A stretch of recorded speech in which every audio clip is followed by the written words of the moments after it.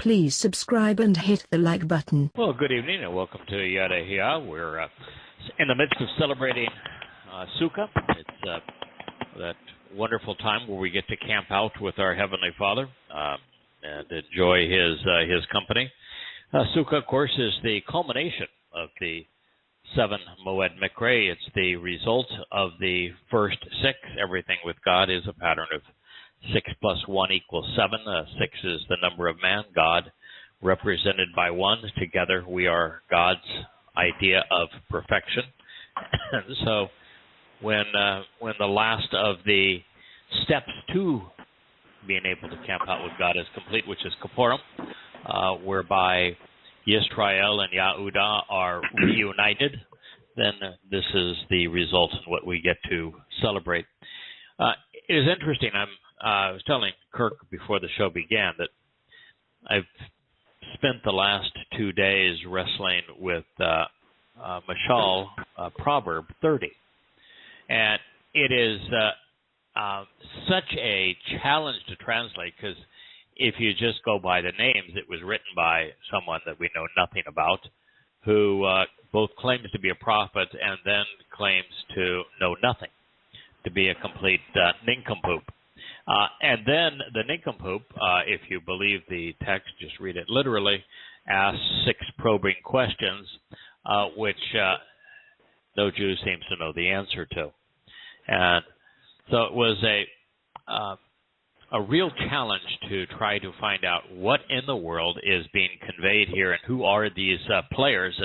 And it just dawns on me that, and it's appropriate for this, that the names that are used don't represent actual people. They represent a characterization of Dode, who is the author, representing the fallen state of Yehudah, and that he is writing on behalf of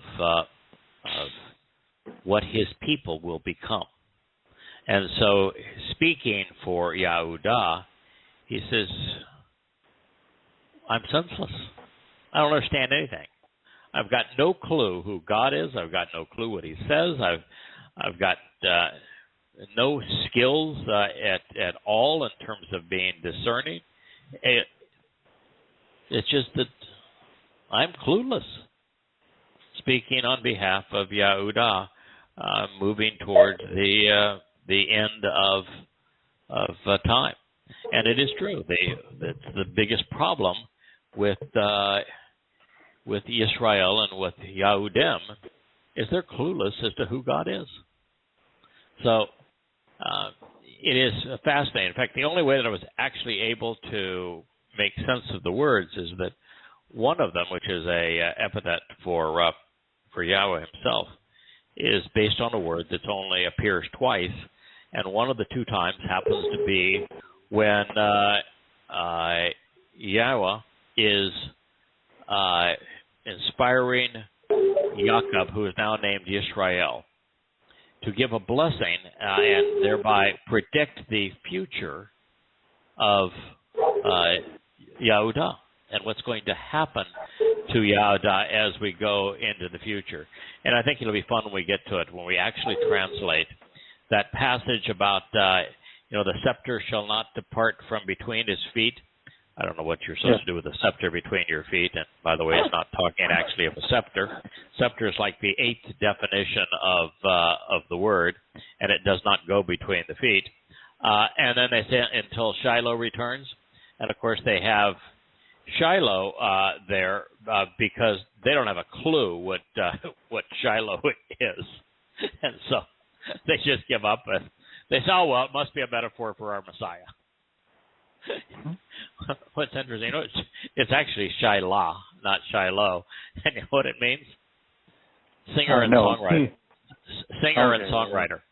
Singer and songwriter. The whole thing, of course, is good. Is about Dode, and it's a lovely bit. So we'll do it. It's actually the first prophecy that, in the order that they're presented throughout the Torah and prophets, that Christians have misappropriated for themselves, and they think that it is their Jesus who is returning as Shiloh, as opposed to Dode.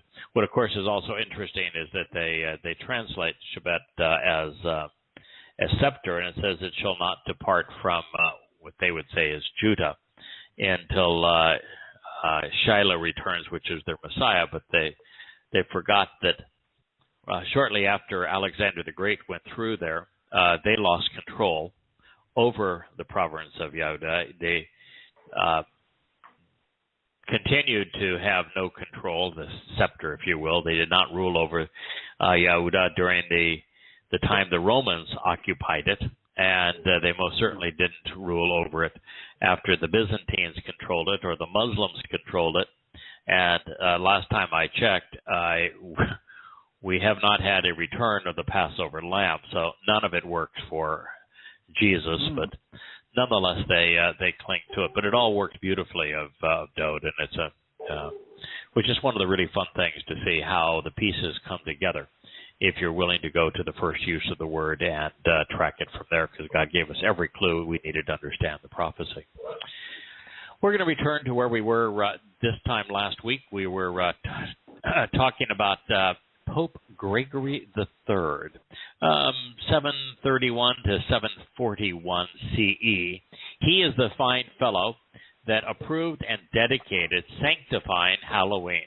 Yes, he did so in the Basilica of St. Peter, saying it was a day for all saints. Now, according to Yahowah, there are no saints, but nonetheless, with Roman Catholicism, it was a day for all saints, and it should be observed as a day of fasting. Well, of course, there's no adherence to fasting anymore since the day of candy and sugar, but it was the reference to fasting is because the bozo knew that it was the closest replacement that Roman Catholicism could have to Kippurim. Christmas was the replacement for Sukkah, so you needed a replacement for Kippurim. Well, why don't we, I've got a wonderful idea. Let's have Halloween. No better way to reconcile your relationship with God. So the religious holiday known today as Halloween, it came to America with the arrival of the Catholic Irish, and during the potato famine, it has subsequently grown into one of the nation's most celebrated evenings. And the reason we talk about these pagan holidays is because without exposing and condemning religion, there really is no way to God. It's a prerequisite.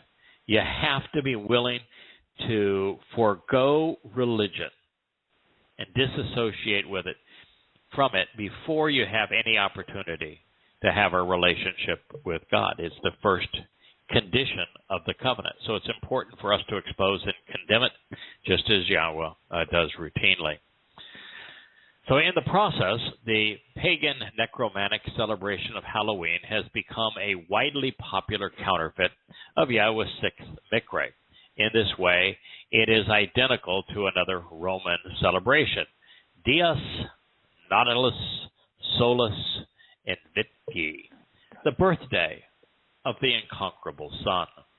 The Roman legions honored Mithras, who was the Babylonian sun god, and the god of Constantine, who was the founder, really, of Roman Catholicism on this day. And during the reign of Aurelian in the 3rd century CE, the December 25th observance of the birthday of the unconquerable sun was promoted as an empire-wide holiday in honor of the legions and their god. If you are a Christian and celebrating Christmas and you think it's the birthday of your baby Jesus, I got news for you. It is the birthday of the pagan sun god, Mithras. It would serve as the basis for, of course, onward Christian soldiers marching off to war, since this was the cross of the Romans going on before. This transition from Roman militarism to the Christian religion was aided by fellow Roman Paul, who told Timothy, "You therefore endure hardness as a good soldier for Jesus Christ. Yes, indeed, the Christian Jesus needs good soldiers. That was the basis of the Crusades, was it not? Mm-hmm. Yeah. Yahweh only calls us to defend one place, Jerusalem. Yehuda Yisrael. We, working with Yahweh, against the Christian soldiers. Yes, are entitled to defend it against the Christian soldiers. And don't think that he won't upon his return. Now, back in time, Julius Caesar, the Saturnalia, named after the Roman god Saturn, was observed on the winter solstice, which also fell on December 25th. It marked the birth of the son of the sun. The date was chosen because 9 months earlier, the Mother of God and the Queen of Heaven, the Madonna, known in the Torah and prophets as Asheroth, was impregnated by the sun on Easter, marked by the Sunday nearest the spring equinox. This pagan religious holiday featured a bunny who laid colorful eggs, the consumption of ham, and hot cross buns, not unlike the celebration of Easter today. Then, continuing to foreshadow Christmas, the Saturnella, turned Dies Natalis Solis Invicti, was celebrated by exchanging gifts, placing lights on trees cut from the woods, and hanging circular wreaths and burning Yule logs. There is no aspect of Easter or Christmas that have anything to do with Yahweh's story, and they all have to do with pagan lore, particularly Roman.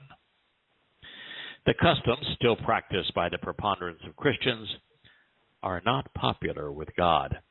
This is what God has to say about the practice of Christmas. Hear the word which Yahweh proclaims to you, O household of Yisrael. Yahweh says, do not walk, conducting your life in the way of the Goyim. Do not teach the signs and symbols of the sky, for the Gentiles are confused and destroyed by them. For the customs and traditions of the foreign nations are delusional. They cut down trees from the forests, the work of their hands with an axe. They decorate it with silver and gold. They fasten it so that it will not totter. Their trees are like finely decorated cultic objects. They cannot speak, they cannot walk, and must be carried. So you should not revere or venerate them. Indeed, from them there is nothing beneficial. There is none like you, Yahweh. You are empowering, and your great personal and proper name is mighty. Who would not revere you? Indeed, it is your due. For in all of the sages and Gentile nations, including their empires and governments, there is none like you. They are unreceptive, often senseless, and destructive.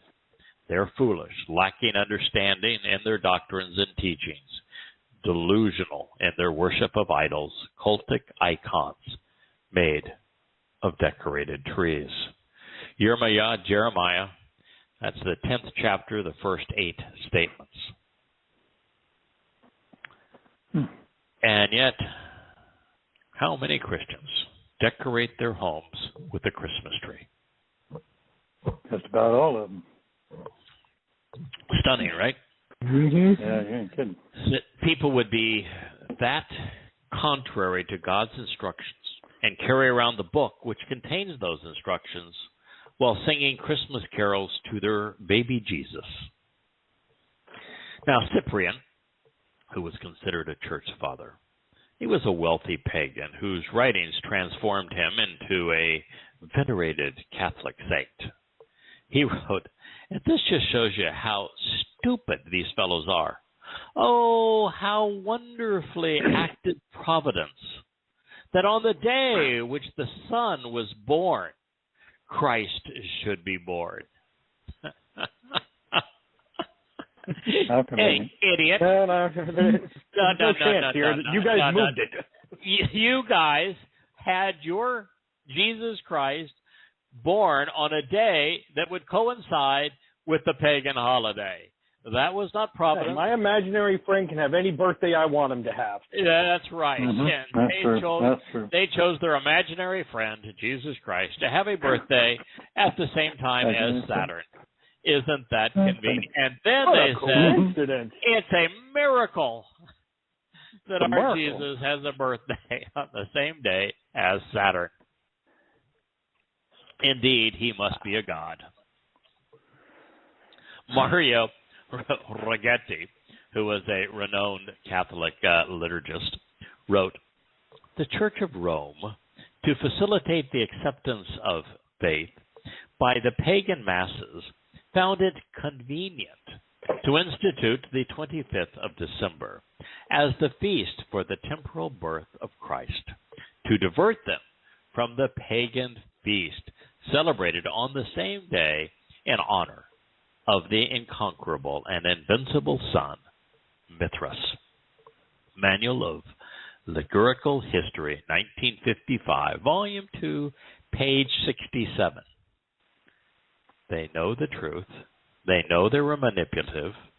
They did this simply because the easiest way to amass pagans into your religion is to identify with the pagan holidays.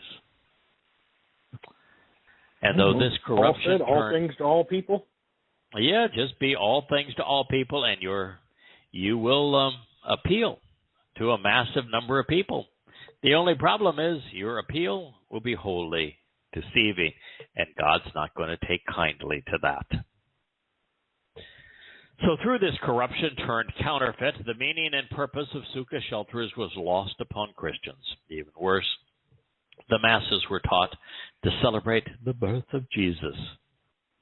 Well, wouldn't that be an irrational concept if Jesus is supposed to be God? Of course. Does he need to be born again? No pun intended. No. Yeah.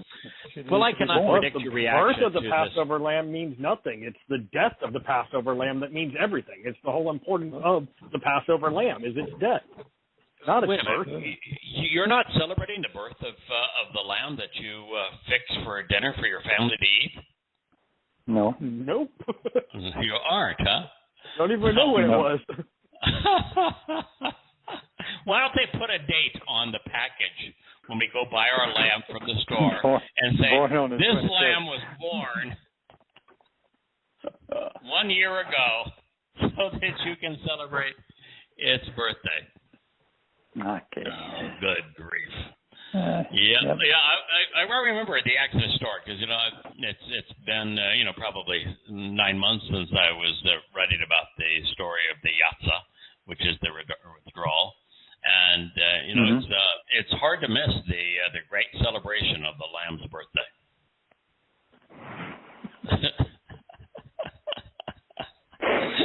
Happy birthday, dear Lamb! Happy birthday, dear Lamb! What in the world are Christians drinking? I mean, something's got to be in the water. And if I ran a farm, I might celebrate on the day the lamb was born, going, ooh, I want to get to eat that one day. Yeah. Okay. Well, I can't predict anyone's reaction to what, if you're religious, should be horrible news. But I can tell you that the more I learn, the more I dislike the Roman Catholic Church for what this whore has done. It is not an accident that Yahweh's 7 essential days, his invitations to be called out and meet, which embody the lone way to him, were concealed, corrupted, and counterfeited by man's religious traditions. It is not an accident that the church's replacements were all pagan, all based upon the worship of the sun, and all derived from Babylon, one of which, one error of this kind, would be bad. Scores of them, it's something entirely different. And don't gloat if you happen to be a Jew, because you've got all 7 Moed Mikre wrong. you celebrate Passover, thinking that Passover is simply the night that you were withdrawn from Egypt, and yet you don't understand that it's the doorway to life. Moreover, the central aspect of the Pesach meal is lamb. In fact, Yahweh was very insistent that you have enough lamb for the souls that will be dining with you in your home. And what is the one thing that the rabbis limit, almost to the point that it doesn't exist on the plate? Lamb. Lamb, of course. Lamb. It's the one thing that's supposed to be there. It's the one thing that they'll toss you a boat, and that's it. And, of course, Passover, Pesach, isn't the most important of those three initial days. It's matzah. And in Rabbinic Judaism, matzah is left as an ingredient. It's no longer a moed mikra. And yet, with Yahweh's point of view, matzah is the most important day. Pesach is part of matzah, not matzah being an ingredient of Pesach.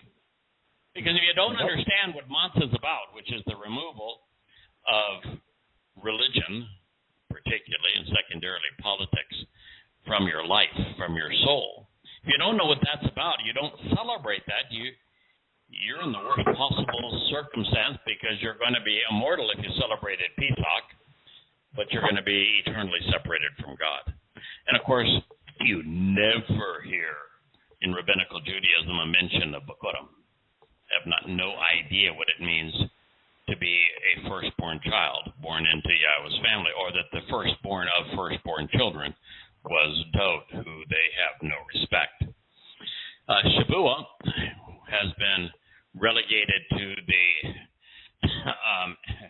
basement because, well, it was usurped by Christians through Pentecost and called the birth of their church, which no church was born this day. In fact, nothing was born this day. What Shabbat represents is the benefit of the first three mikra.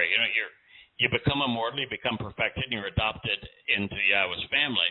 You don't want to stay a drooling, pooping infant forever. Even God's going to say, that thing stinks. God's going to say, what fun is that? It doesn't walk, it doesn't talk, it just poops all over the place. It's time you grow up, kid. Well, that's the concept of Shabbat. It's about growing up, kid.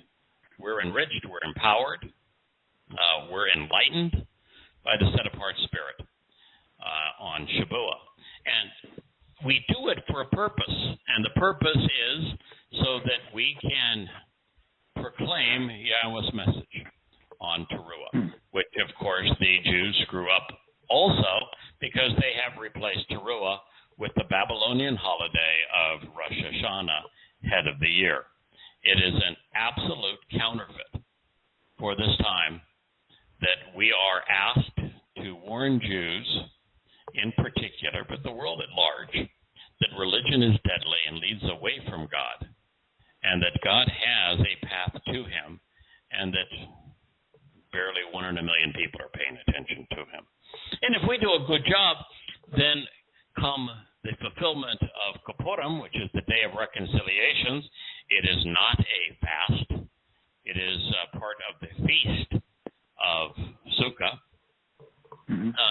That this is the day that Yisrael and Yehudah are reconciled together, and the relationship is restored with Yahweh. And when that occurs, then we can all camp out with God together. We are in this particular program, and for the programs of the immediate future, talking about the fulfillment of Yom Kippurim, the Day of Reconciliations. But Kippurim, which is considered always in the singular in Judaism, even though it's only presented in the plural in the Torah. Religious Jews will tell you that it's a day of deprivation, of affliction, of denial, and of course it's the opposite with God. It is a day to celebrate the restoration and renewal of his covenant relationship. So let's continue to assess what Yahweh revealed regarding his return on Yom Kippurim, the Day of Reconciliations, especially attuned to the role Dod plays in the reconciliation of God's relationship with Yehudah and Yisrael. Now, to do so, there are two additional prophecies since we just considered Yirmiyah. Let's turn back to Jeremiah. These upcoming days for Yisrael and Yehudim will be dire. During the time of Jacob's troubles, which begins in seriousness really in the fall of 2026, but gets to be very intense by 2029, 2030. This is a time of being constrained, of being abused, of being afflicted. Anti-Semitism will devour the world and will probably lead to the Second World War. Conspiracy theories, both on the far left, boy, I tell you what, the progressives, are they ever out to lunch to destroy Israel? Those squad, those four congresswomen and the liberals, progressives that are thoughtless among them, are just insistent on ignoring the fact that 99% of the world's terrorist acts are perpetrated by Muslims, and yet they speak on behalf of Muslims and pretend Jews, who treat Muslims better than anybody probably ever has. In fact, they treat Muslims better than Muslims treat Muslims, that the Jews are the real oppressors. It requires a complete eradication of evidence and reason. But nonetheless, that is what they're proclaiming. So as we move through this time of Jacob's troubles, God's people, through conspiracy theories, are going to be blamed for everything. The tiny nation is going to be forced to cede control of Gaza in addition to the West Bank. The terrorists are going to seize upon that opportunity. There is going to be war. And as the world turns dark, it's going to turn dark environmentally. The number of hurricanes and tornadoes and tsunamis, firestorms, drought, heat waves, floods, you name it, is going to become much worse. There is, it's one of the great enigmas of our time, fellas, is that, and it's important to know where the world is headed, so let's talk about this briefly. Sure. There is this myth that man is primarily responsible for the Earth's temperature rising, and that man, having created climate change, can make sacrifices and redistribute wealth and the like to end climate change. Well, here's the truth. The climate of the Earth has gone through cycles, typically in the 300 to 600 year range per cycle, where the Earth has warmed and then it has cooled. And we have evidence of this going back millions of years. Homo sapiens have been on the planet 150, 200,000 years at the extreme.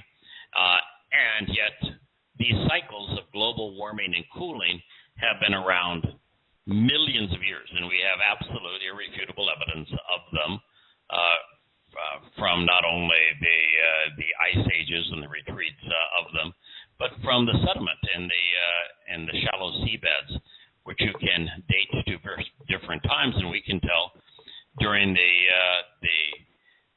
300 to 500, 600 years that the Earth was warmer because things grow more prolifically, and when they were colder. And then even through the recorded history of man, we have now 6,000 years of recorded history.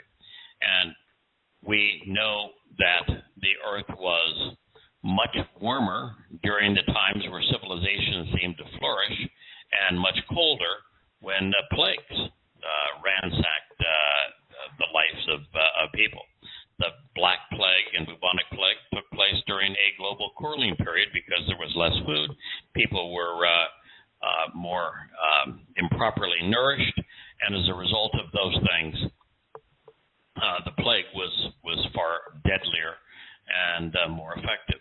So the Earth has gone through these things for a long time. They have to do with a wobble on our axis, the fact that our orbit is not always consistent, and that the sun goes through solar cycles, and the combination of those things create them.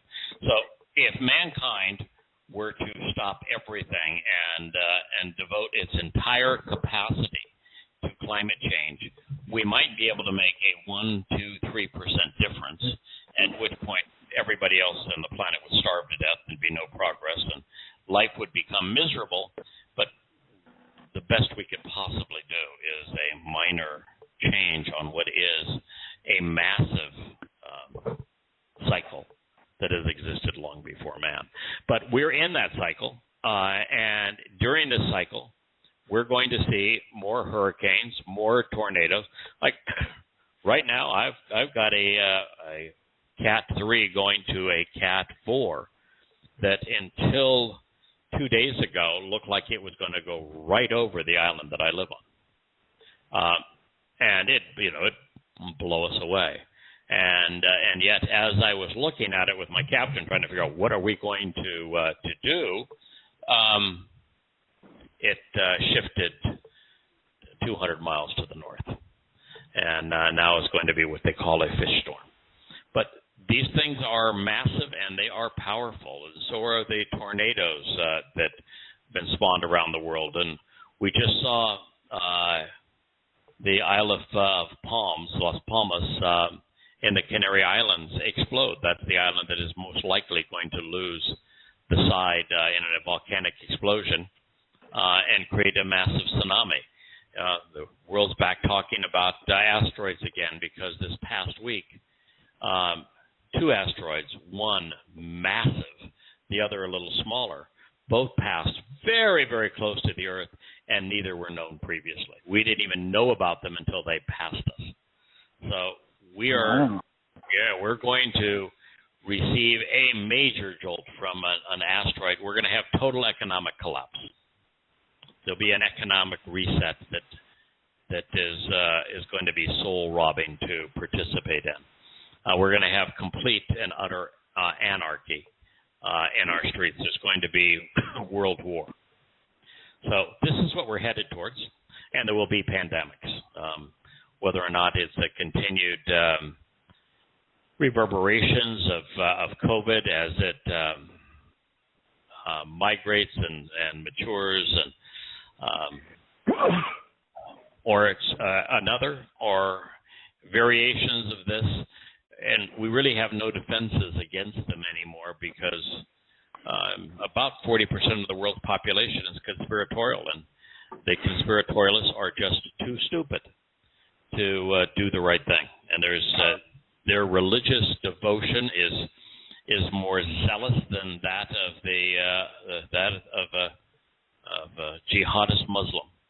So there's no amount of evidence or reason that's capable of convincing them.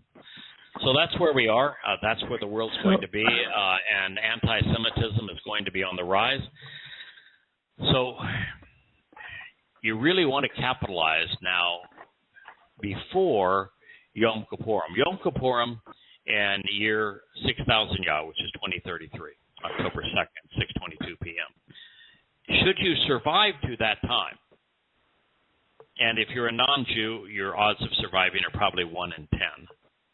If you are Jewish, your odds of surviving are about 1 in 3. But should you survive to that time, that's your last possible date. And why wait? Life with Yah is better than life without him. So as the world turns dark environmentally, politically, religiously, militarily, culturally, and conspiratorially, and good judgment becomes as rare as the truth, and when all seems lost, Yahweh and his Mashiach will return and save Yisrael. They're going to restore their relationship with Yahudah. This, then, is that story. the Word, Hadabar, which to be revealed the way to enjoy the benefits of the relationship. My favorite Hebrew word, Asher. Asher. Came to exist, Haya, the basis of Yahweh's name, with, this is El, from God, to Yirma Yahu. You know, it's interesting how many of these names are Yahu. Almost every reference to Yashaya is Yasha Yahu. And the reason for that is it tells you that it's not just Yah, it's Yah. You've got everything but the final pronunciation of the last syllable of his name. Yirma Yahu means that Yahweh raises up, that he lifts up, that Yahweh teaches and guides, so we should respect and revere Yah. So there's the Yirma has many potential connotations: rise up and lift up, teach and guide, respect and revere, all directed at Yahweh.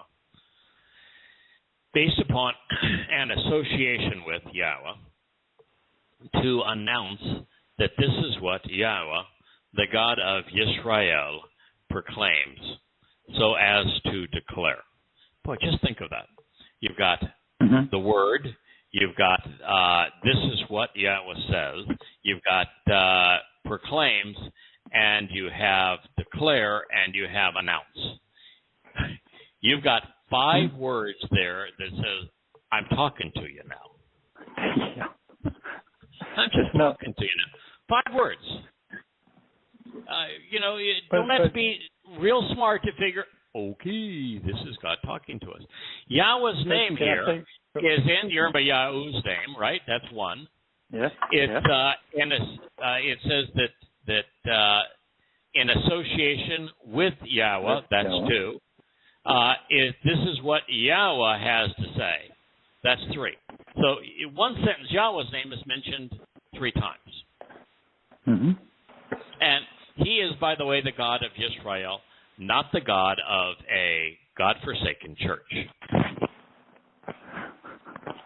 So what does he say? He says, of your own volition, say 3 Hail Marys and put some money in the collection plate. Oh, no, it's not. He doesn't even command. Make a confession to the priest. No, it doesn't say that. Make a donation. Yeah. No. Buy an indulgence. Nope. No. What he says is, of your own volition, katab.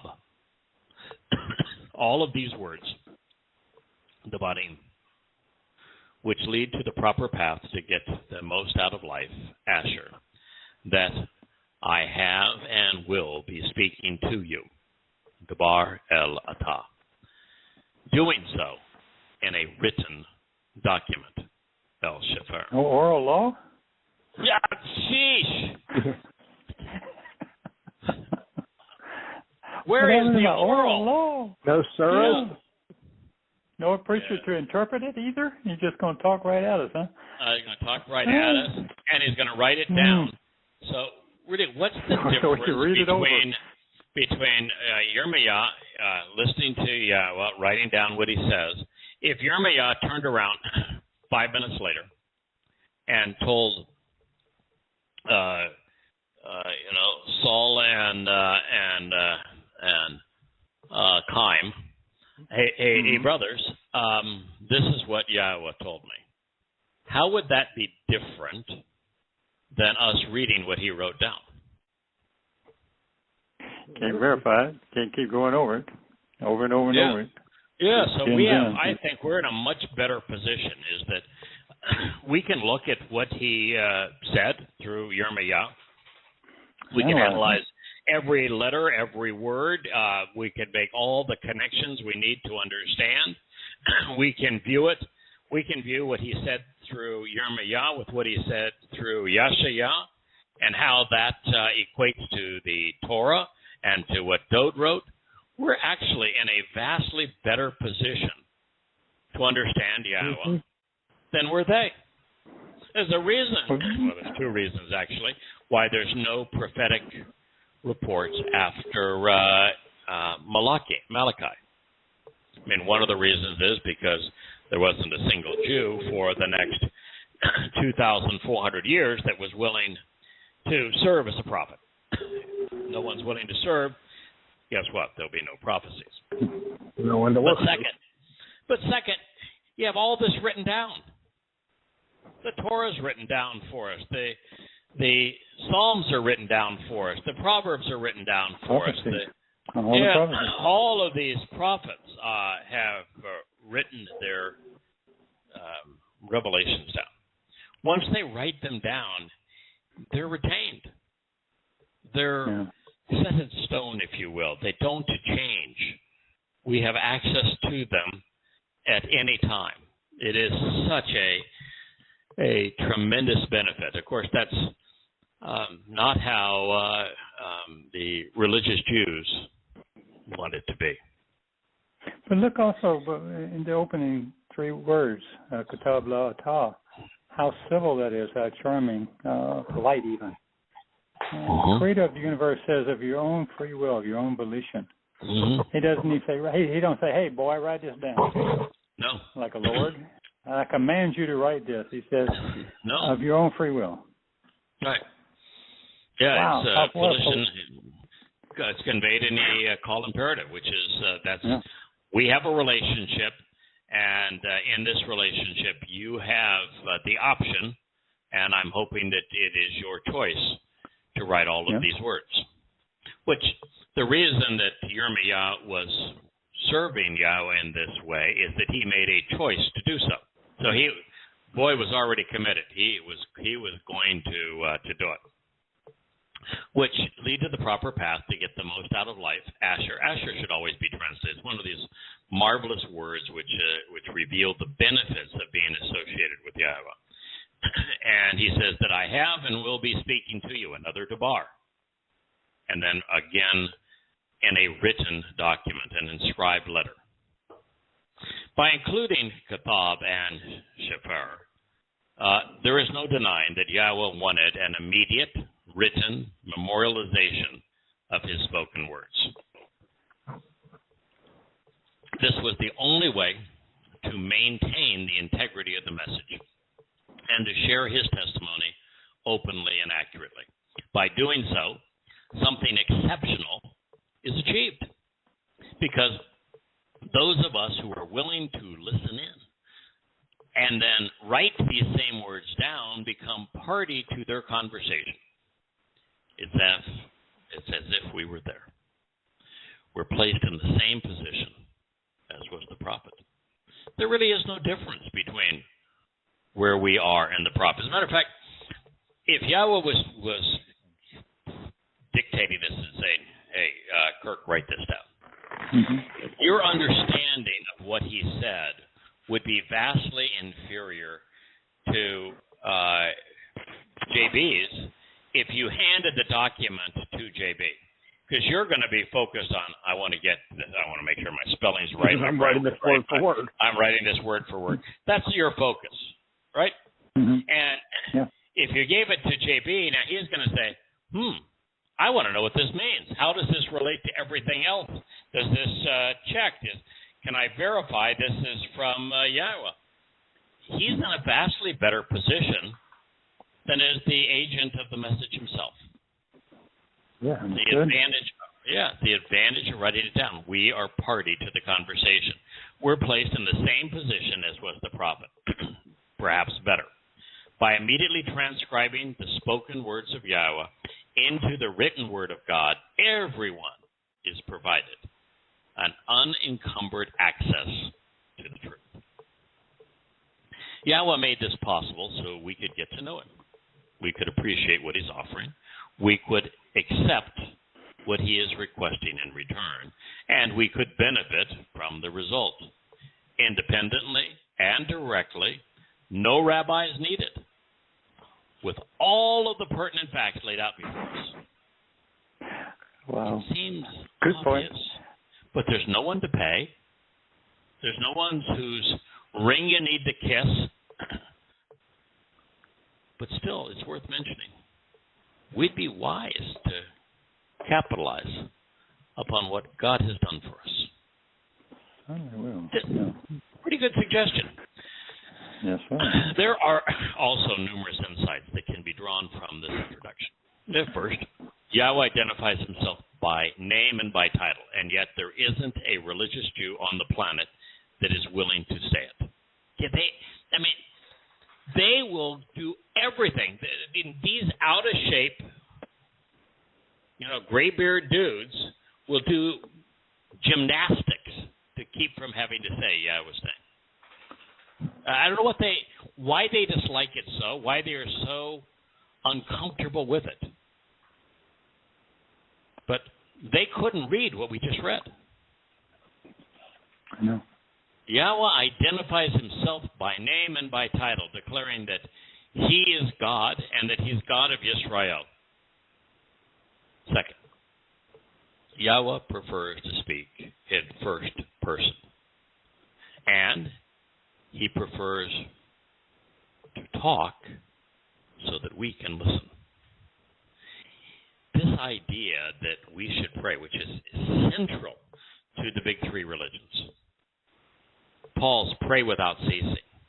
In Rabbinic Judaism, there is a prayer for everything. They've got a first day of Shabbat prayer. They have a second day of Shabbat prayer. They have a closing day of Shabbat prayer. They've got a Shabbat prayer on that stupid Esau fruit, that wrinkly fruit that is of no value to anybody. They got a prayer for everything. They go to the Western Wall and bob their heads up and down and pray some rabbinical prayer. It's just disgusting. Of course, to be a Muslim, you're mooning God 5 times a day, bowing in a prostration prayer. So I don't know what it is about religion that wants man to pray to God, but God never asks us to pray to him. I bet you there are 1,000 times God asks us to listen to him. Shama, shama, shama. And it seems pretty obvious. I think I've got a really good relationship with Yahweh. We spend the day together, on average 8, 10, 12 hours a day, 6, 7 days a week. We're together. We've got a really good relationship. But in terms of communication, even now 20 years in, it's about 99.99% me receiving and about 1/100th of 1% me saying, "Oh well, let me share my thoughts on that." Say 90% of my communication talking to God is going, "Help me! I'm not getting this. What am I missing here? Come on." Yeah, and I used to even say that. Now I don't bother to say that because I realize, realistically, that if I'm struggling with it, it's his job to explain it. It's my job to do the best I can. I'd say it more just expressing a frustration when I can't figure something out. That's not actually even talking to him. No, I know exactly what you mean. It was like this passage in the opening of Mashal 30. It lists a fellow who's the son of a fellow that nothing is known about either fellow. And yet the fellow claims to be a prophet, and then the first thing he says of himself is, "I'm too stupid to be a man."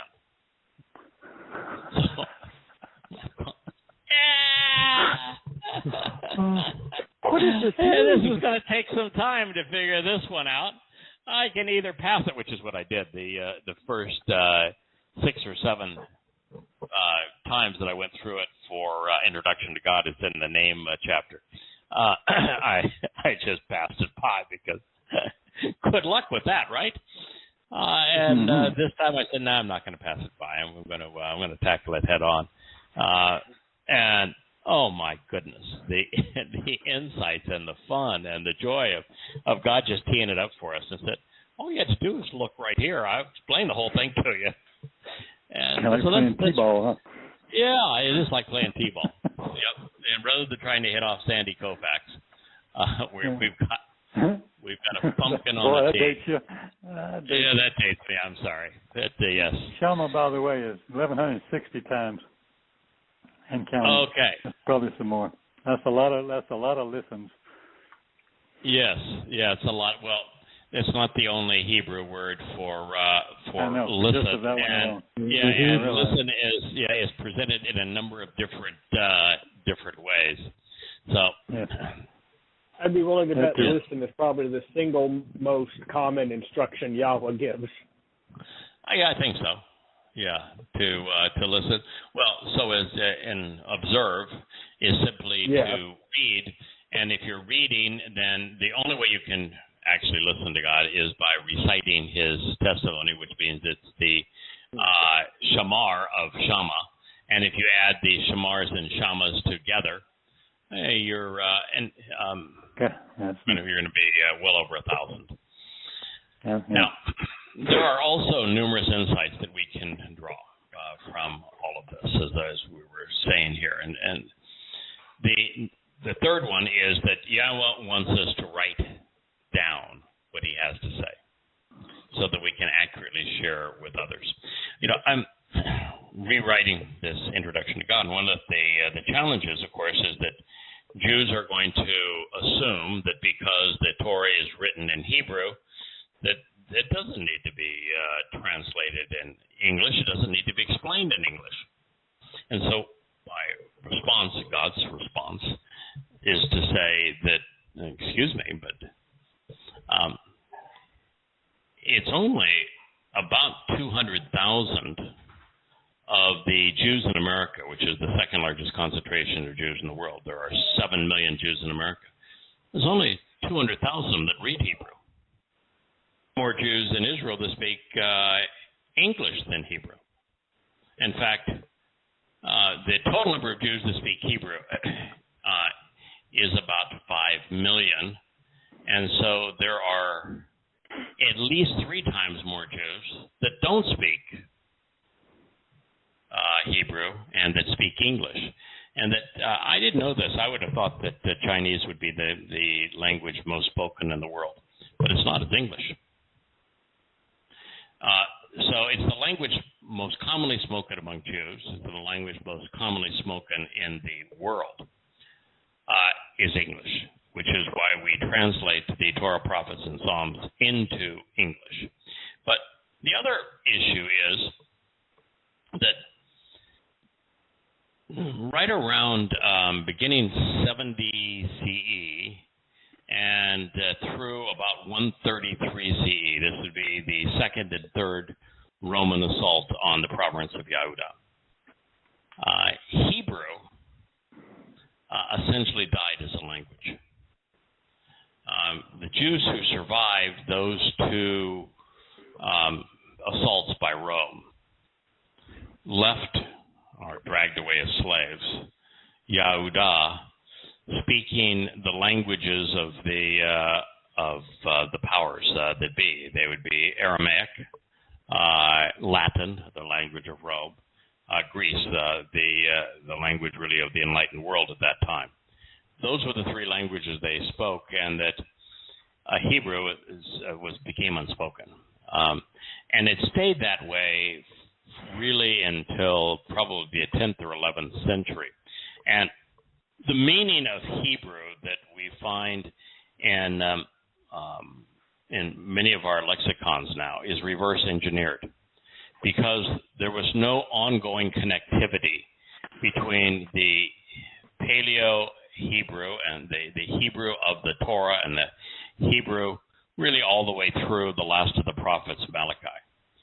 There's no connection between that Hebrew and modern day Hebrew. First, even the definitions in the Tanakh Hebrew were reverse engineered from Aramaic. It's the reason why the diacritical marks were put on a language that already had 5 vowels. And so many of the definitions of the word, the grammar rules, were reverse engineered from the language they knew, because they wrote the Babylonian Talmud in Babylon, which is where Aramaic was the principal language. And therefore, so many of the definitions, so many of of the approaches to Paleo-Hebrew were reverse engineered from Aramaic. And so if we really want to understand God's intent, we want to understand what he said, we have to work very hard to reverse this period of aging. So there's a lot that goes into it that we have to peel back, which is why an English analysis of it is really exceedingly helpful. And I would say that the modern speaker of Hebrew doesn't recognize that of the 33 to 35,000 words that a modern speaker of Hebrew will use in their normal conversations, that only 8,000 of those words were reverse engineered out of Aramaic that come from the Torah. About 25,000 of those words came directly from the Talmud.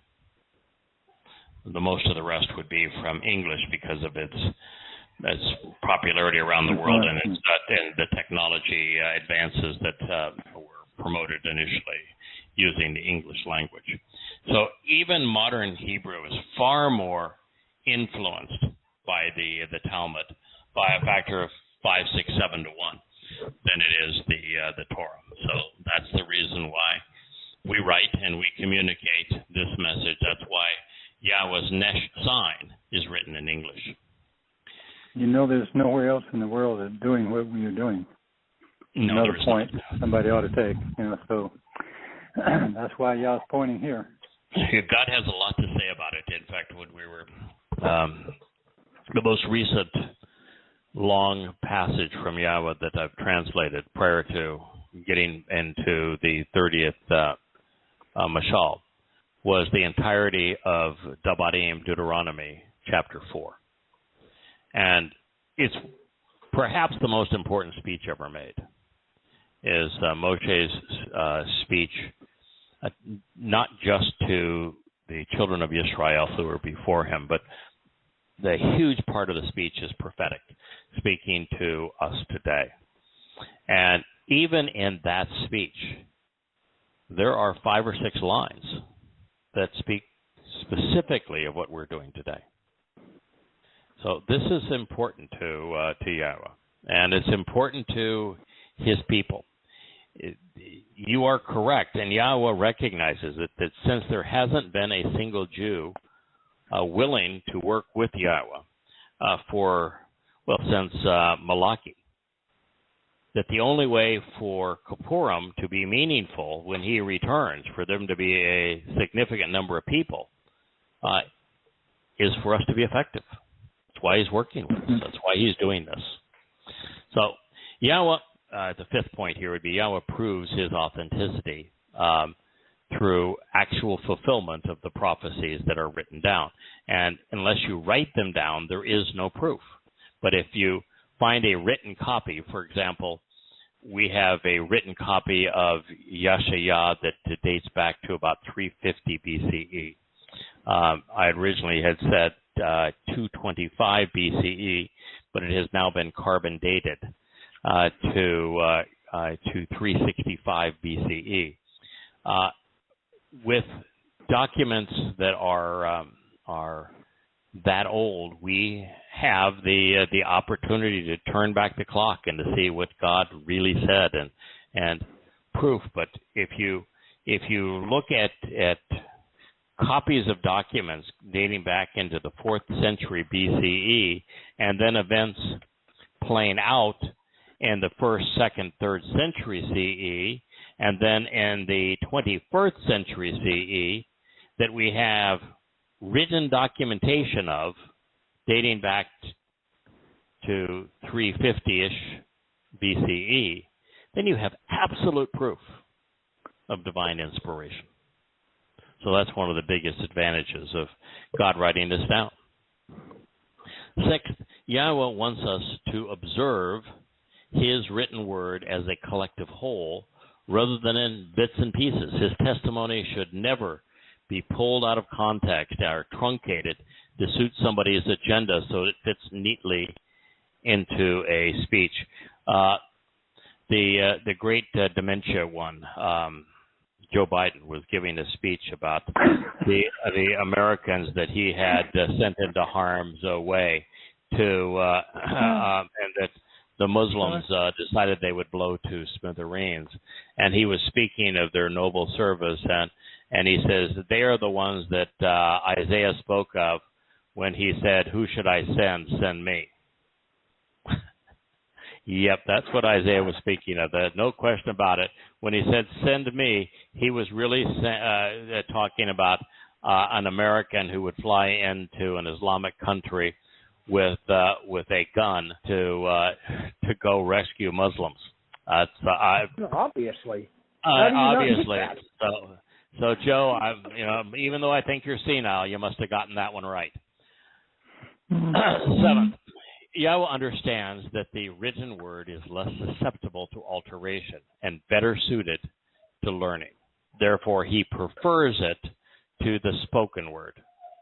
And 8th, God knows that the inscribed word facilitates closer examination and more thoughtful consideration, thereby making it easier for us to know him. 9th, Yahweh recognizes that a document provides a demonstrable record upon which his prophecies can be evaluated and their validity can be authenticated. It is so much better to communicate in writing versus orally. We do this program orally because there's a lot of people that don't have access to the written word, and that it is specifically done because it's posted in so many different places to introduce people to the books so that they will read them. But also it's a chance for a family to come together, as we do as a covenant family, a chance for the family to come together and to celebrate the relationship and for us to learn as well. My favorite dog, Asher, is crying incessantly that needs to be let out of my office. So let me go and let her out, and I'll be right back. Okay.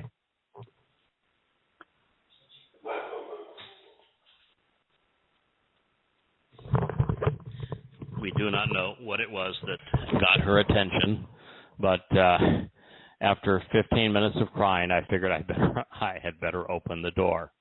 So Asher has been freed. She's now roaming free.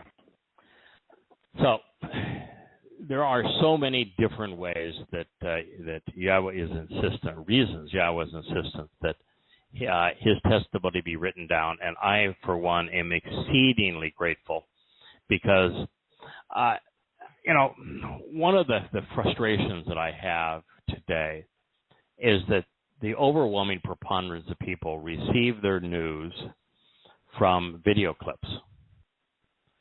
And they want to send you a video, and they say, "See this video, boy, it's really entertaining. What do you think?" I hate it. I have no interest in listening to them. First of all, you can read 7 times faster than you can listen. So I want to read. But second of all, if I'm reading, and I'm reading on a computer, I can highlight something, put it in a search engine, and I can bring up 20 different articles on it, 30 articles on it, and I can validate whether or not what I'm reading is true. When I'm listening, first it's hard to pause, but how do you go back and validate anything? And I'm just here to tell you that written material has to be so much more thoughtfully composed. And because it leaves this enduring legacy, you have to be much more careful. If I was just saying, hey, it's October 2nd, 6:22 p.m. In 2033, that is year 6,000 Yah, with the beginning of the celebration of Yom Kippur, and that's the day that Yah was returning with Doug. And if I were to say it orally, if it happened or didn't happen, no one is going to know. Be almost no one that would be able to check it. If I write it down and include it in all, 25 or so books that we have written, and say it often and consistently put it in writing, And if it doesn't happen, then you can say, well, the guy was a real nincompoop. He thought he knew, but he was like everybody else. He really didn't. Dropped the ball on that one, didn't you, Craig? Yeah. So you better be. You need to be careful when you put it in writing because it endures. Takes a great deal more confidence to put something like this in writing. So we should be smart enough to realize that when some pretentious religious proponent claims that God spoke to him, he's lying. We know this because God had his prophets write everything down that he had to say. Oh, Joseph Smith, man, he had to go to somebody else to get it all written down. He didn't do it. Why? Because he made it all up. Why are all these guys that claim that God spoke to them saying things that are contrary to God? Muhammad couldn't even write. Yes. I mean, here are the issues. If God is going to speak to you, you are a Jew. You are a Yehudim. That's bottom line. If he's going to speak to you, directly to you, you are a prophet. You don't want to be a prophet. Because if you're a prophet, first, the world's going to treat you really badly. But beyond that, you're now in a position that a single mistake is deadly. That's a tough standard. So you better really be sure that you've been called out to be a prophet. And the fact of the matter is, there's no reason for more prophets. God has said everything we need to know. Why not just simply translate and then try to understand, discern insights from what he has already revealed? Being a witness is cool. Being a prophet, not so much. So, and clearly, God's got nothing more that he needs to reveal prophetically. He's talked about everything we need to know. So, Yahweh used the one name, Yahweh, the name that all of the people that claim that God spoke to them ignore and even abhor. And this is because the message of the village idiots, it always contradicts rather than affirms the proven words of God.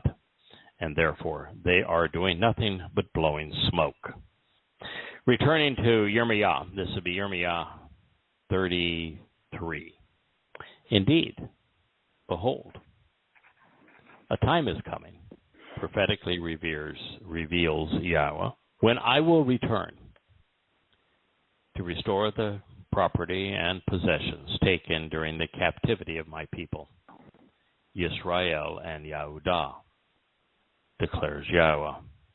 And then I will return them, bringing them back to the land that for the benefit of the relationship I gave to their fathers, and they will receive it as their inheritance.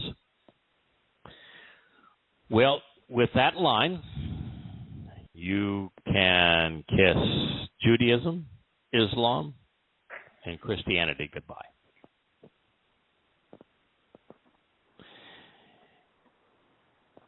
God has a name. His name is Yahweh, and he is returning. That means he has been here before.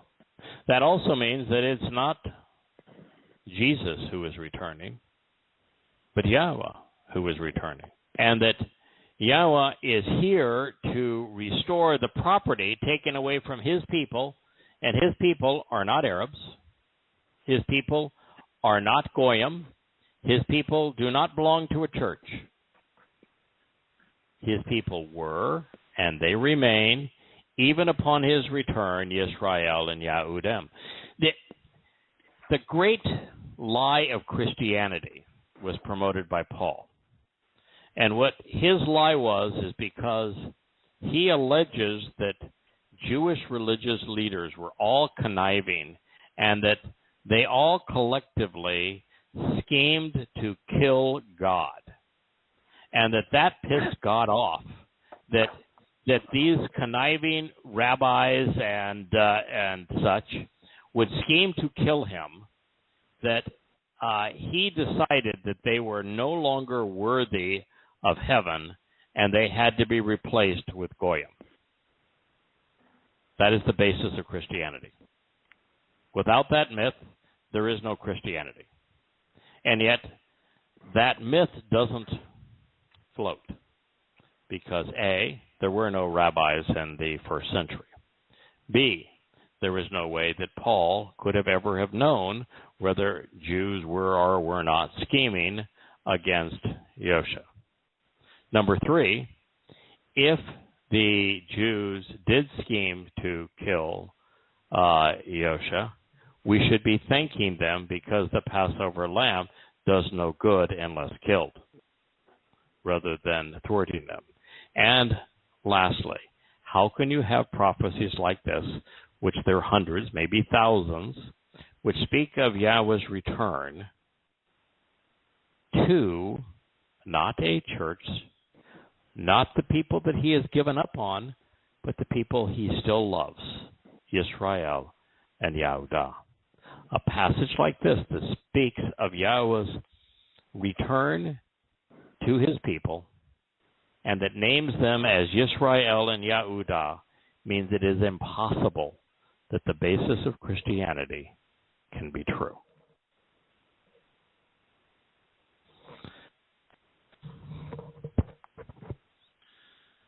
And then I will return, bringing them back to the land.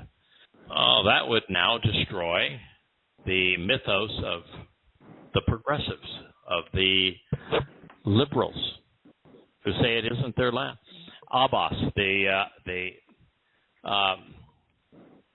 fake Palestinian leader, he is the fellow that has never won an election, and yet he is considered the leader of the fake Palestinians. His political organization, the PLO, which is an Islamic terrorist organization, he has never honored any part of any agreement that has been brokered with Israel. And he is the one that celebrates Islamic terrorism against Jews. He gave a recorded speech today to the United Nations that called Israel an apartheid state, and that the world will not tolerate them occupying Palestinian land, and that if they do not get out of the Palestinian lands, which they would view as the 1967 borders, that if they do not get out of the Palestinian lands within a year, the world will have a conniption fit. That was his threat to Israel. You know, Mr. Palestinian, leader that was never actually elected, because every time there's an election you lose by about 2/3 to even more numbskull Islamic radicals and terrorists. If you thought that the 1967 borders were so swell and that UN 242 should be affirmed and that that's what you want to hold up now as the epitome of this is what's fair, why did you reject it? When it was offered by the United Nations, why did you not only reject it, but declare war against Israel and try to eradicate them? You can't reject it then, and then after they beat your tuchus 3 times now, after you've tried to destroy them. All right, we'll take it. Now, since obviously their God is better than our God, all is a mouse, so what do you expect?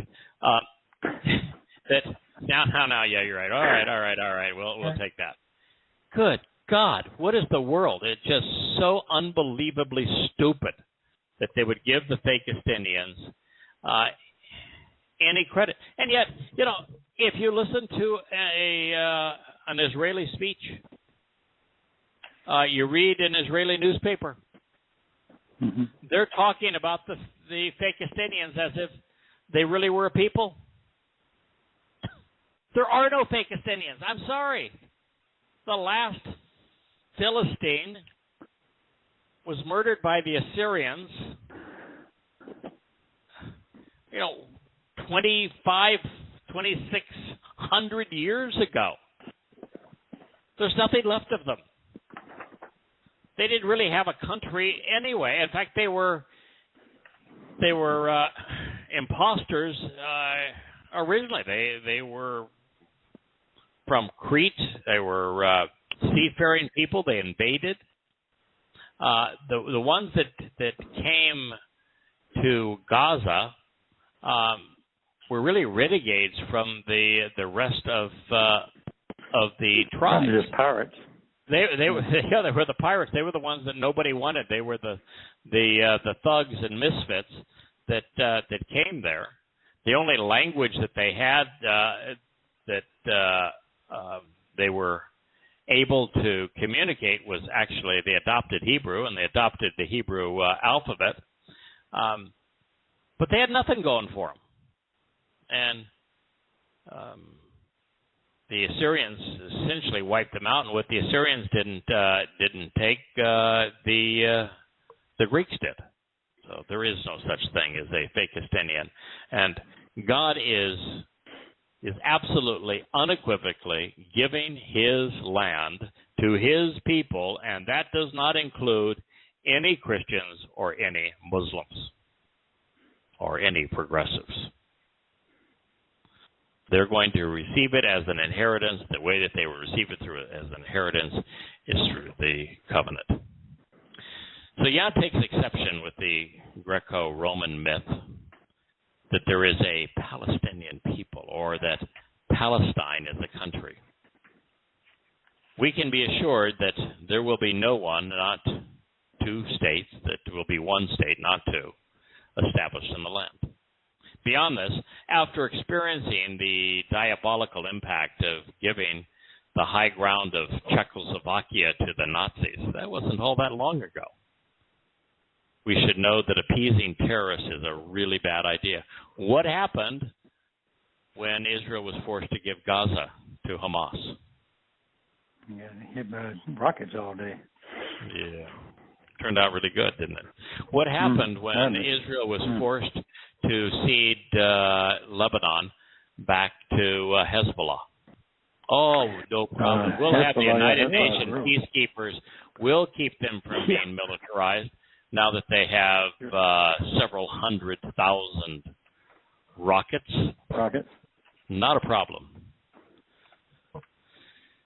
Further, this prophecy reveals that Yahweh is coming back and that He is doing so to return the land and property that He gave to Israel and to Yehudah, that the Assyrians, the Babylonians, the Greeks, the Romans, the Byzantines, the Muslims, the Ottomans, the British, all stole from them.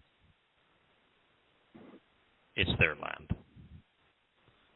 God is displeased that so many, beginning with the Egyptians, the Assyrians, the Babylonians, the Greeks, the Romans, followed by the Roman Catholics and Muslims, and finally today the progressives and communists, have tried to take His land from His people.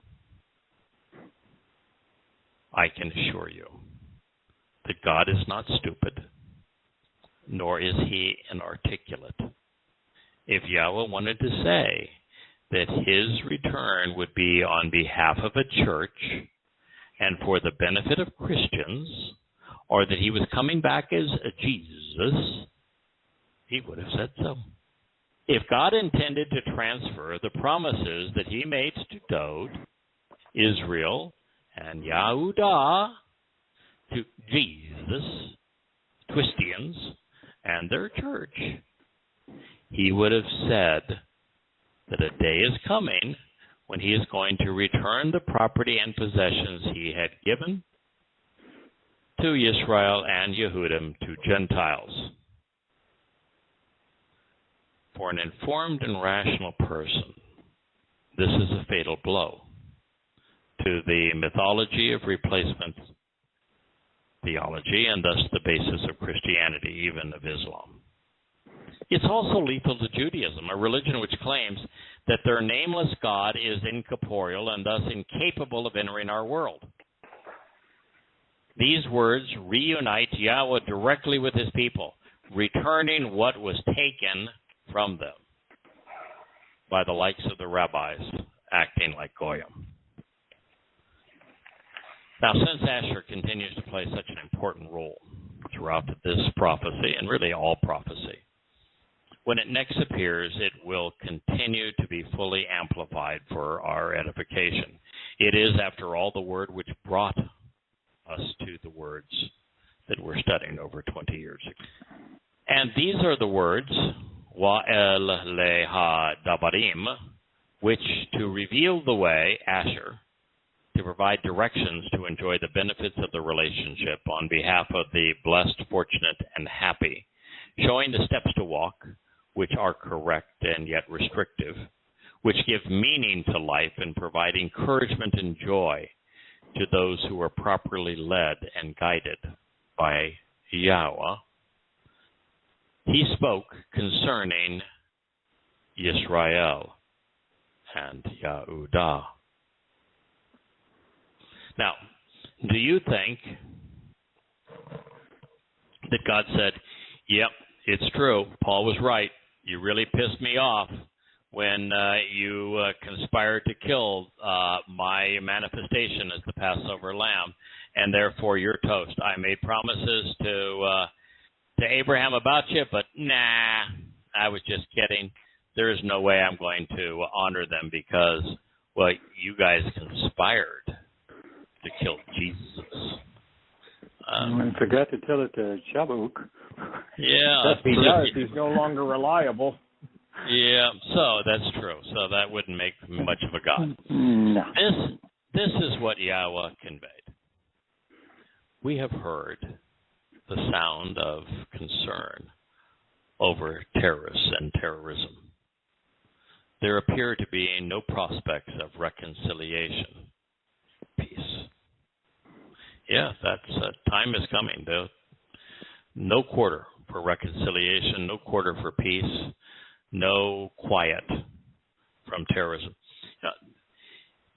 Muslims within Israel are rioting daily. Muslims outside of Israel are attacking daily. And it's only going to get worse. How big, Craig, does the population have to be in America before they become terrorists again, other than the occasional? Are we close? Yeah. Well, we have... It's usually like 6%, but I don't know whether that's a real number or not. We're in a real pickle right now because the progressives, the far left, control the media, and they have a lockhold really on politics at the moment. And they are a completely irrational and illogical group. Evidence and reason means nothing to them. And the conservatives despise having everything changed so irrationally based upon them. And the fact that they no longer have any voice and they're demeaned in every possible way. And they're not going to take it. So there is going to be a major fight in America over between the progressives, who are very violent. I mean, the most adroit expression of progressivism is Antifa and the Black Lives Matter group. So it's going to be belligerent, it's going to be aggressive, it's going to be irrational, and the conservatives, who are already prone to conspiracy, are going to lash out against it. It's you want to keep your head down. It's going to be a really ugly time, and then all the while the economy is going to crumble as the whole world cascades into war. So this prophecy continually reiterates that Yahweh is speaking about Israel and Yehudah. As such, God has not given up on them. He is not going to enrich others at their expense. Yahweh promised to provide Israel and Yehudah with that which was stolen by the very Gentiles who are now terrorizing his people. So as we consider what follows, a word of caution. This was directed at Israelites in Yehudim, who are going through their lives as people have done throughout the centuries. They are living in denial, believing that tomorrow will be like today and that nothing material is going to change. Sorry, but that is not the case. It is the mindset which made the Holocaust possible, largely because Jews could not fathom the implications of trying to survive in a world that is determined to eradicate them. But these are not ordinary events being foretold. We're entering the occasion of restoration and return foretold through Yom Kippurim, which means that we are entering the time of Yaakov's troubles. If you are a Yehud or Yisraelite, wake up. Smell the stench of religiosity and politically inspired terrorism before you fall victim. Recognize that you're the target. Resolve your conflicts with Yahweh now, because tomorrow may be too late. Addressing the remnant of God's people, we read, please ask and perceive if a knowledgeable man who remembers this should even have a child. Why then do I see virtually every virile male with his hands on his genitals, and accordingly so many women in labor, while every one of their faces has turned pale and nauseating? Jeremiah 36. You know, it's one thing to have to endure a horrible situation. It's another thing to do so with a child. My wife was telling me about her grandmother and what she endured during the Holocaust as living out on a farm, as the Nazis would come in and just because somebody sneezed during one of their forced lineups, their degrading lineups, they'd put a bullet right between their eyes in front of everyone else. And they would rape even little girls. And as they would come and search, if you didn't make yourself available to their abuse, then they would do everything to out you. And her grandmother had a younger sister and did everything that she could to protect her sister, who was very afraid and would often cry out. And one of the times that they were sitting there in the basement of a barn underneath all the manure of the animals and hiding out, the sister started to cry. And so she put her hand over the sister's mouth to muffle the sound so that the Nazis would not find her. And she suffocated her. Oh, man. And imagine living with that. And imagine now a God so callous that he doesn't have recompense, that he doesn't hold those Nazis accountable. It's not the grandmother's fault. It's the Nazis' fault. And so many people have treated Jews that way. And so God is saying, this is not a time to have children. Now, if you're covenant, this warning is not to you. And if you're covenant, then God's going to protect you and he's going to protect your child. That's what God does. But if you are anyone else, you do not want to go through this period with a child. It is not fair to them, and you won't survive it. So God is saying, why? Why are they so fixated on their genitals? Why are so many women in labor? It is an interesting question and a telling observation. Why is the population of this planet exploding now? We're going to soon pass 8 billion people, while its overall health is imploding. Why are so many fixated on their sexuality, stimulating their bodies instead of their minds? Please pay attention to this important announcement. Alas, oi, this warning. Truthfully, that which can be verified. That day and this time will be so different and unusual that there has never been anything similar to it. It is the time of Jacob's troubles. Wa'eth Sarah Hu La Jacob. It is the period of Israel's anguish and distress, of Jacob's adversity, when Israel will be narrowed, reduced in size, and oppressed in dire straits by vicious foes. And yet from it, he, Jacob, Israel, shall be liberated and saved. Yasha. Oh, how can that be? If they're the ones that are going to be liberated and saved, and God replaced them with Christians.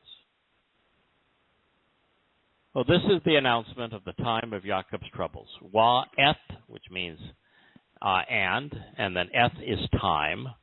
Sarah, T-S-A-R and T-S-A-R-A-H is to anguish, to demean, to trouble, to be an adversary, to distress, to narrow, to restrict, to confine.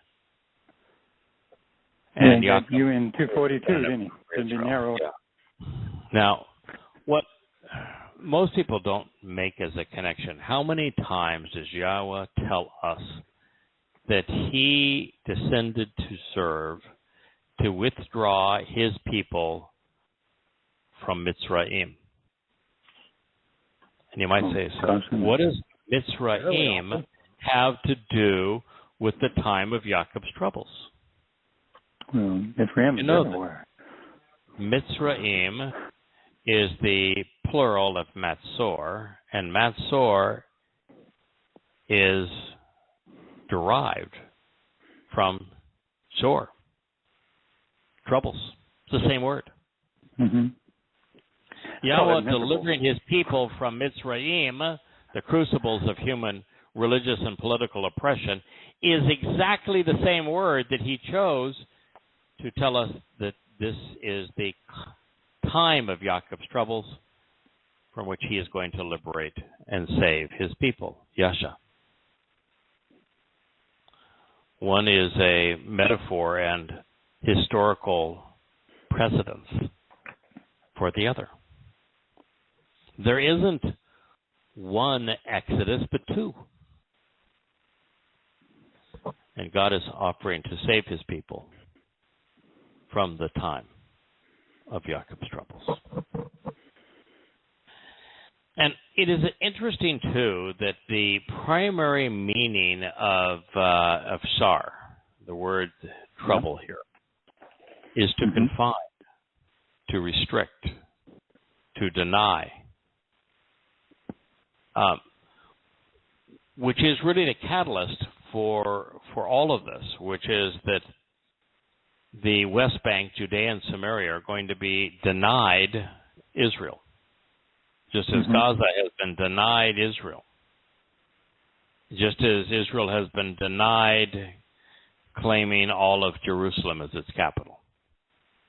And that when Israel is denied what has always been Yisrael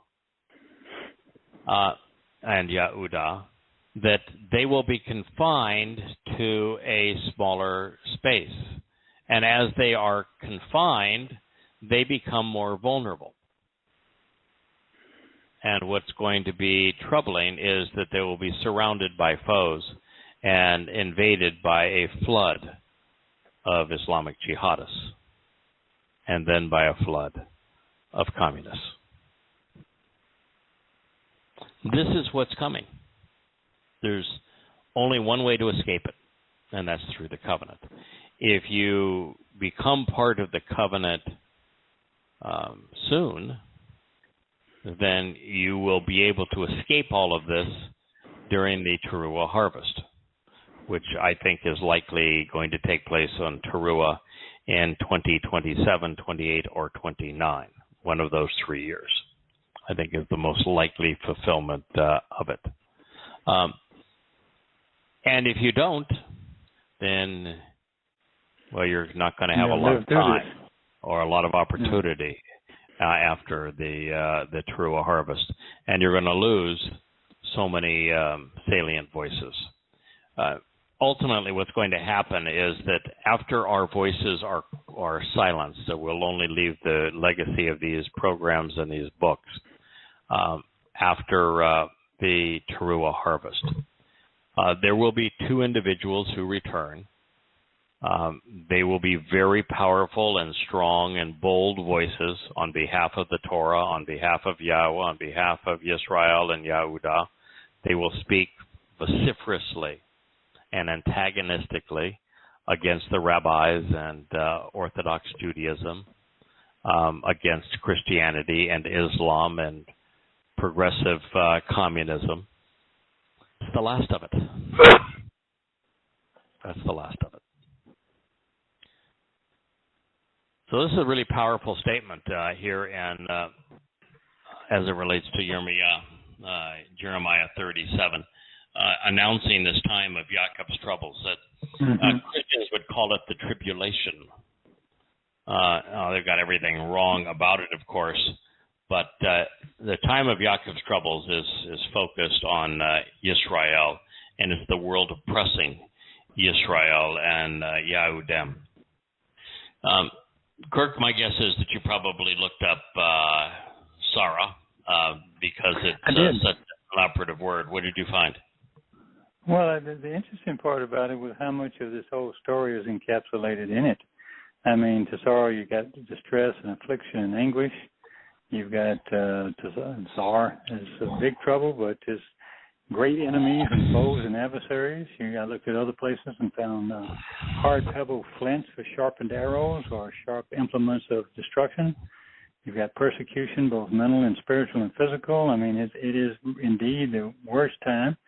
And the more ancient or concrete, it was funny. It was to be pressed and also to be struck, to be crushed, to be narrowed, which, and I wrote down UN 242, into tight places and situations by enemies that close in on one.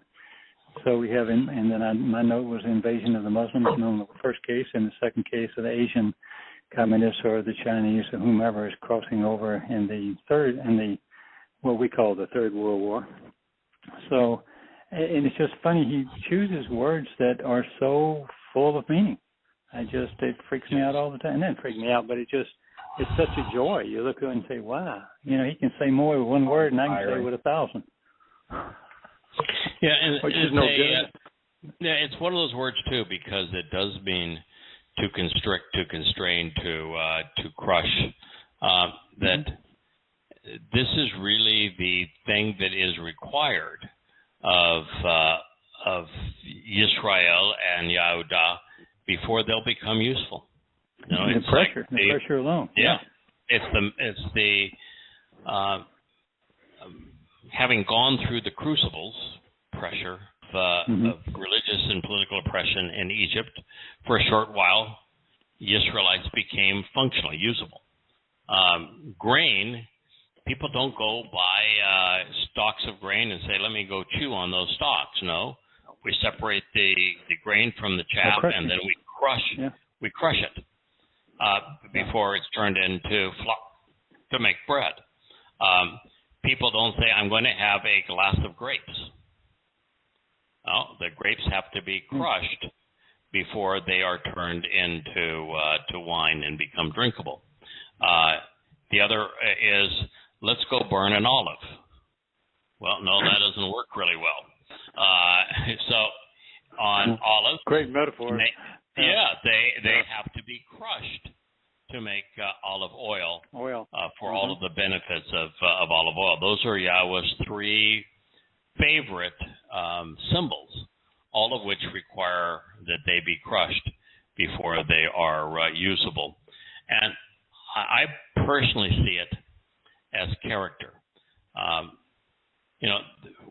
We were talking today, my wife and I were talking about the difference between Dowd and Solomon. How did Solomon lose it all? Dowd had built the country, had established Jerusalem as the capital, had bought and prepared the materials for Yahweh's home, and bought the land for it to go on, and had successfully defended his people from all attackers, eliminated the viability of their foes. And so Solomon inherited all of this. Yeah. Well, the difference between the two is that Dowd had grit. Yeah. He had to confront Goliath. He had to confront an adversarial king. He had to confront Israel's enemies. He had to confront internal rebellion, even a rebellion from his own son. Yeah. Right. And so he had grit, because character also requires us to be in very difficult situations, to have those who could crush us try to crush us, so that we develop the kind of character and backbone that makes us useful. God did not reach out to me to do what we're doing before I had been crushed. You get slapped around a little bit. Yeah, to see yourself on the cover of a national magazine with a 14-page cover story of which nothing is true. It's stunningly crushing. It's humiliating. And being crushed in that way and surviving it builds character, it builds confidence, it builds courage. Once you have successfully endured the worst the world can throw at you, then nothing stops you. Mm-hmm. You're bold. You have no fear. And that's the reason that Dowd is so extraordinary, is he's bold. He had no fear because he had been tested. And he developed character. Because of that, he was now in a position to do whatever was necessary.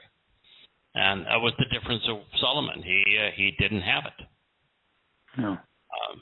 Kind of a spoiled kid, actually. Yeah, and there's so many stories that I could tell you. One of the things that I researched was, how likely is it that the son of a successful father, I probably could have done it for daughters too, but at the time that I did it many years ago, what I realized is that it is exceedingly rare for the son of a successful father to be successful.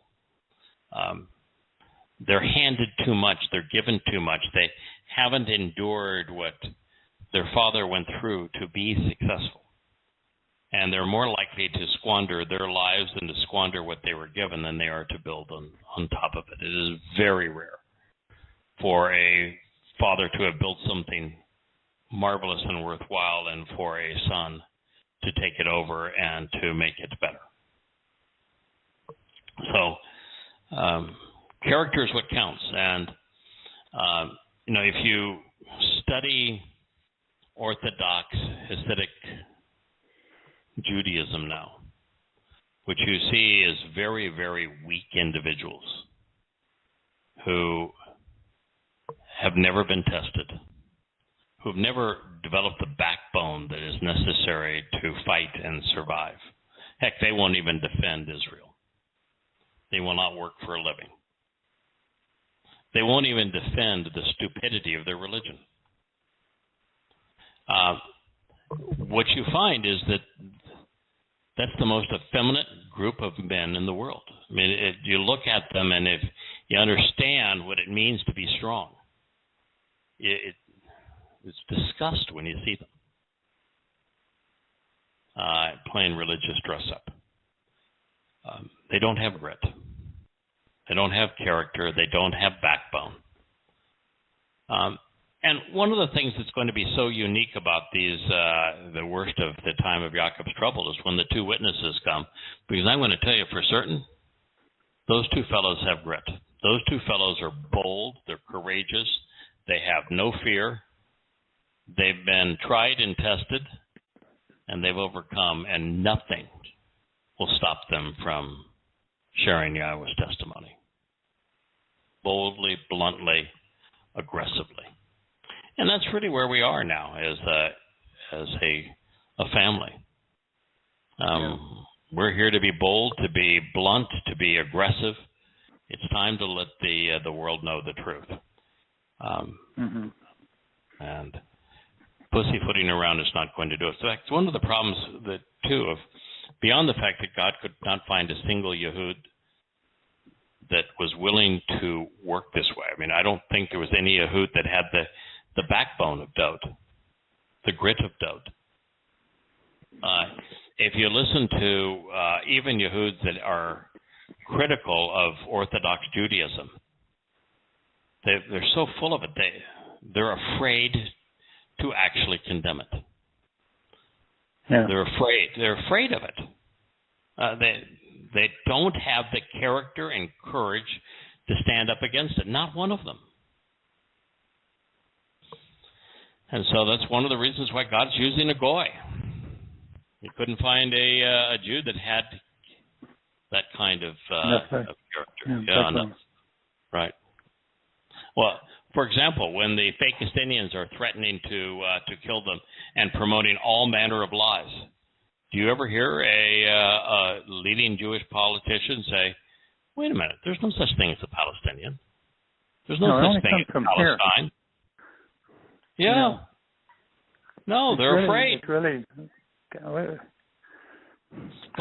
by the way, doesn't like wimps. The meek will inherit the earth. No, I'm sorry. They will not.